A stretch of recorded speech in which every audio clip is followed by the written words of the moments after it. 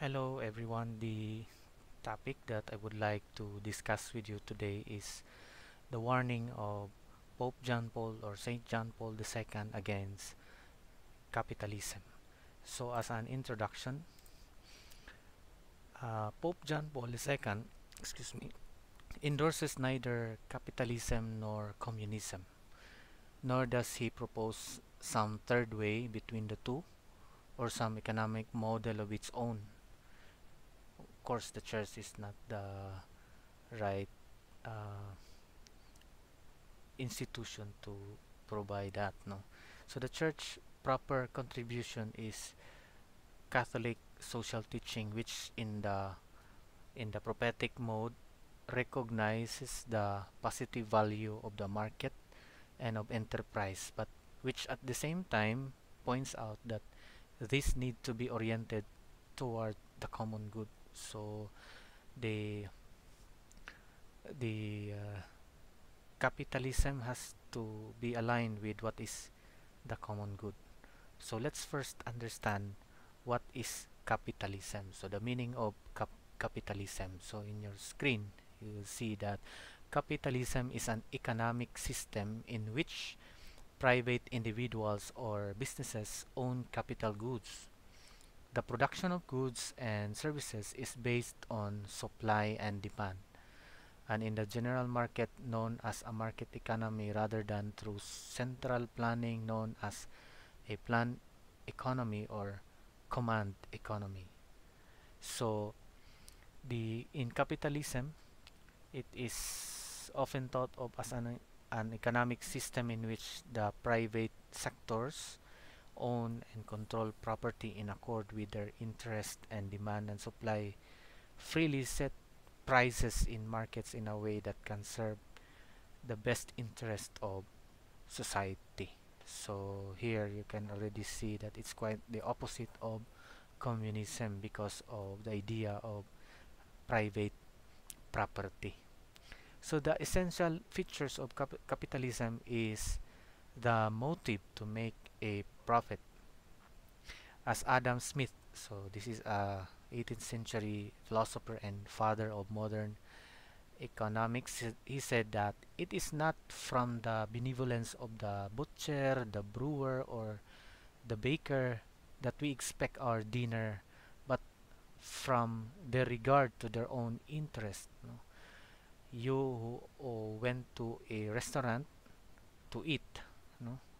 And those people working in that restaurant, they have their own interest. You also have your own interest. So that's why both parties to a voluntary exchange transaction, because no one has forced you to eat in this area or in this restaurant, have their own interest in the outcome, but neither can obtain what he or she wants without addressing what the other wants. So it is this rational self-interest that can lead to economic prosperity. So as you can see, there is this kind of freedom, no, freedom to choose, no, and we have that's why we have always this a statement that the customer is always right, but they both the one who have these businesses enterprise have their interest, and the one who is going to support this business or enterprise through patronage or continuously supporting through buying or engaging in the interest, but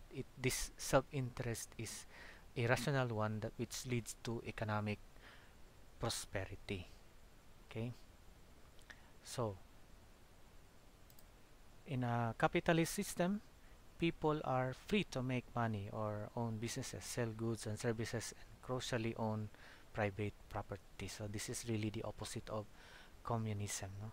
Emphasis within capitalist countries is on the role of individual rather than the state, no? So throughout the Cold War, the United States, United Kingdom, and its allies were described as capitalists.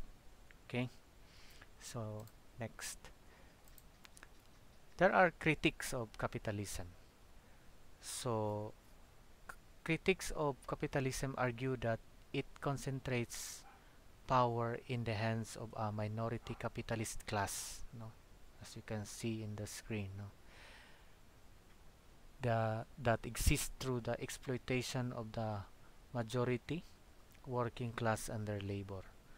So prioritizes profit over social good, natural resources, and the environment. And it is an engine of inequality, corruption, and economic instabilities, and that many are not able to access its purported benefits and freedom, such as freely investing. So, as you can see here, even in our country, no, there is some kind of corruption because big businessmen sometimes dictate our political leaders, no, in exchange of a favor. So this is and then that money that is being paid by is being uh, offset by the interest or the profit, increase of profit that is not anymore just. No, so that's why there are injustices, no, as to the markup of interest or markup of goods, no. So that's there are kind of exploitations that will happen in a capitalism, and that's as you can see already, we can already find some warning. We can already understand the warning that is given by St. John Paul II. But supporters argue that it provides better products and innovation through competition. So this is also the other side of capitalism, like communism. No, it promotes pluralism and decentralization of power. No, because of the individual is given the power. No, it is not controlled by a few or a group of people, uh, like in a capitalism. No, it disperses wealth to people who are able to invest in useful enterprises based on market demands. No, allows for a flexible incentives system where efficiency and sustainability are priorities to protect capital, creates strong economic growth, and yield productivity and prosperity that greatly benefit the society. So here you can already see that there is some kind of that the human creativity is being exercised in a capitalist system, unlike in a communist. Okay, now why did St. John Paul II is fighting for a kind of uh, the exercise of human freedom, as it is rooted in our human dignity?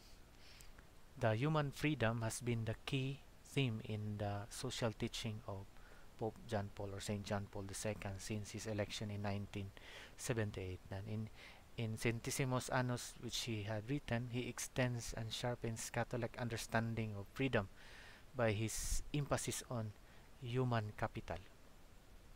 According to Pope John Paul II, consumerism constitutes a form of slavery, no? Which the Pope does not hesitate to liken to drug abuse or pornography.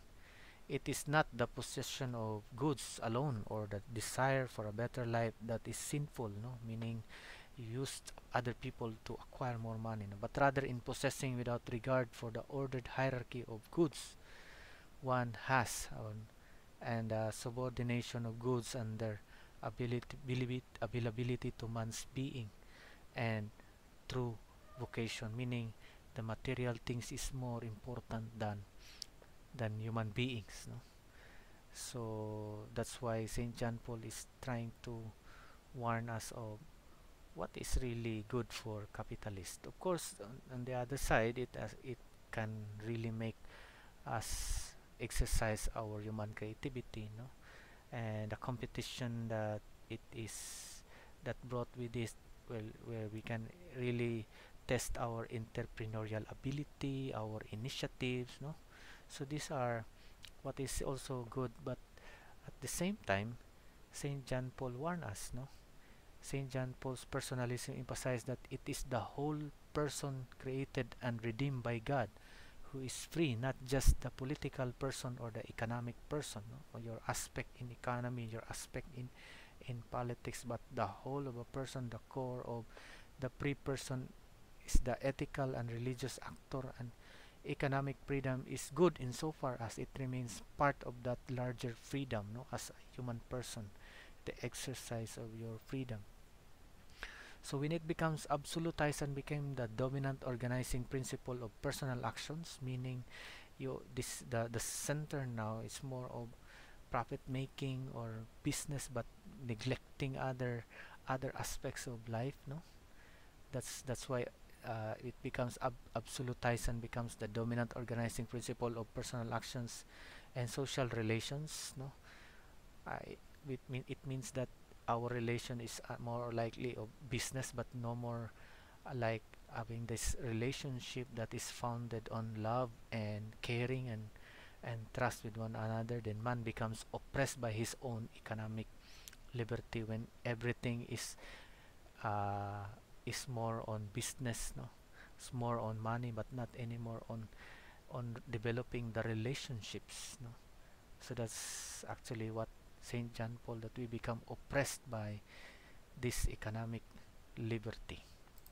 Okay, so in particular, Saint John Paul II's warning against capitalism, no, the church, headed by our Pope John Paul II, has long stood against the materialism that I have already once mentioned and the radical individualism that is so fundamentally at odds with the Christian belief in solidarity and the common good, and that drives American consumerism, no? John Paul II warned against people becoming slaves of possession. That's why materialistic, when we become materialistic, no, and individualistic, you know, and of immediate gratification with no other horizon than the multiplication or continual replacement of the things already owned with others still better. So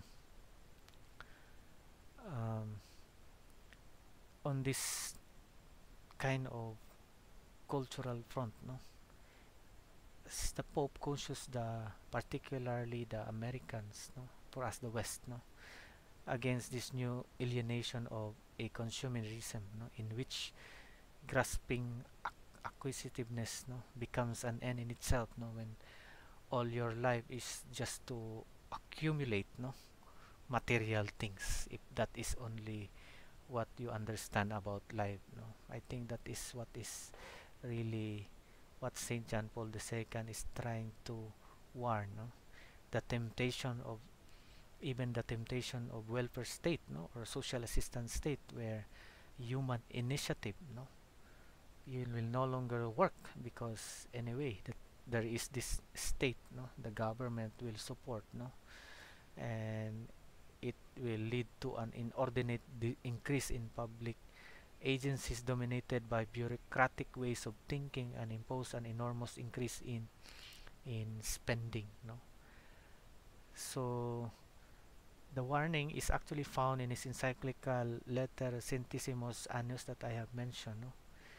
He actually, Saint John Paul II, this is in 1991, no, after that fall of oppressive political system, which is communism, no, the progressive integration of markets that we have come to call globalization, warn of the risk that an ideology of capitalism becomes widespread, no, when you just simply think of money or business or profit and no regard for the respect of human freedom, human dignity, no, human's capacity, initiative, no, and it's actually for the common good, no, when all you think is profit is more important than what is the common good, no.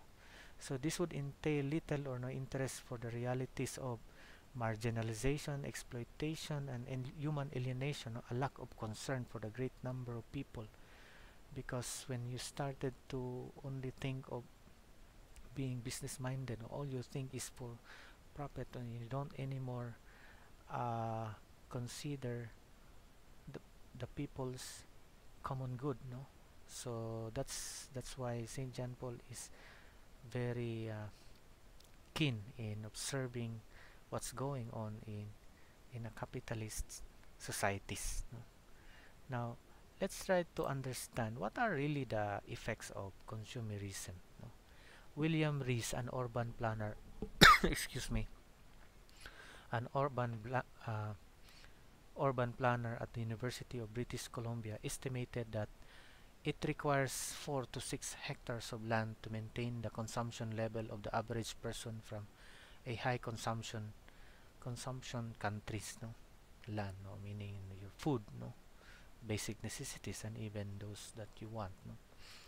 Our consumption of goods obviously is a function of our culture, no.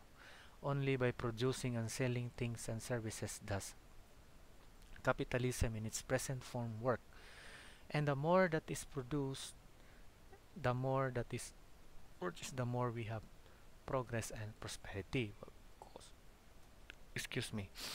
Our consumption patterns are so much part of our lives that to change them, it would require a massive cultural overhaul, not to mention severe economic dislocation, a drop in demand for products, as economists note, brings on economic recession or even depression along with massive unemployment, no? So um,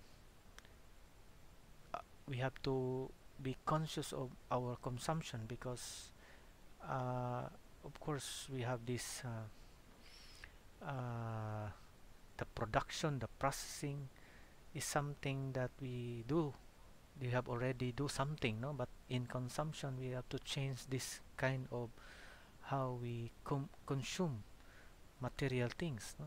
We have certain control. I think if we are aware of what are the effects if we are too materialistic or we consume more than what is enough for our sustainability, no.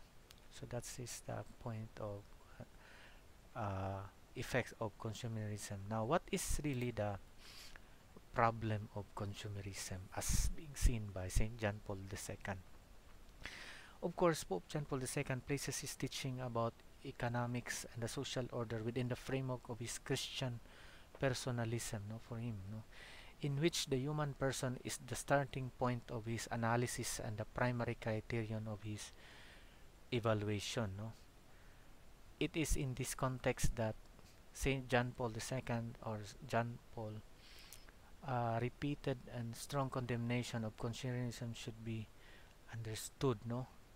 In the He regard consumerism as a threat to the freedom of the human person to live according to the higher demand of love rather than to the lower pull of material desires, no.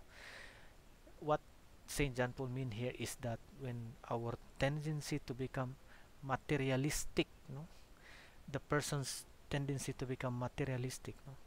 So it is important to understand why the Pope sees it as a danger in what is in consumerism, no, and how this is related to questions of economic liberty, which the Pope endorses as an integral part of human freedom, no. So when Saint John Paul II, of course, in the sphere of production, he has emphasized the only economic liberty can allow man's creativity, no, to be exercised, and a creativity that leads to the twin goods of the creation of wealth and the development of personality through work, no. So human creativity is really what is supported by by Saint John Paul II in a capitalist system, no? But when Saint John Paul II endorses capitalism or the free economy as he prefers to call it, it is because it best allows for the freedom the human person needs to exercise his creativity, no? But because communism did not allow for the freedom necessary for the person to be creative and to give himself to others, no, it is striking therefore that the Pope diagnoses consumerism to be another manifestation of the same basic mistake, no. He is referring to communism, in which the affluent or consumer society reduces man to an object of material things, no. So here, what he mean here is that to reduce, no, meaning man is compared to an object, and the material things is more important than man, no. That is what he is afraid to happen. No? He uses man to acquire properties, uses man to acquire money. That is what he mean here. No?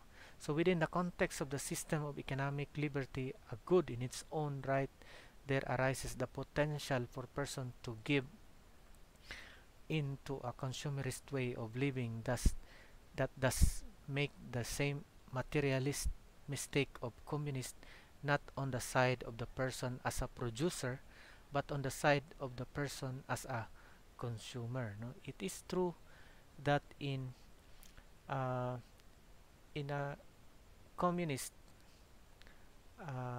system, the means of production, we have a problem with the means of production, but in a capitalist system, no, there are two roles that person perform here. It's either you become a producer or a consumer. So what is the excuse me, the problem here? The problem here is that within the context of the system of economic liberty, no, as I have mentioned, is that um, there arises the potential for person to give in to a consumerist way of living that does make the same materialist mistake of communism, not on the side of the person as a producer, but on the side of the person as a consumer. So when you become too materialistic, we become hedonist, no? The values are in already contrary to the gospel values, no? Love, forgiveness. So you place more importance on money, on material things rather than gospel values of love, of sharing, of caring, of uh, giving what is due to others more than your own material possessions. Okay? So, for our reflections, the warning given by Pope John Paul II, no, Saint John Paul, serve as a reminder for all of us of the following. First, to be contented with what we have. No?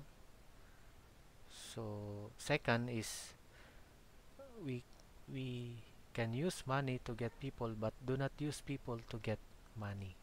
And lastly, to be vigilant to the lure, enticement, or attraction and offers of the world that we forget about God, that leads to become selfish human being.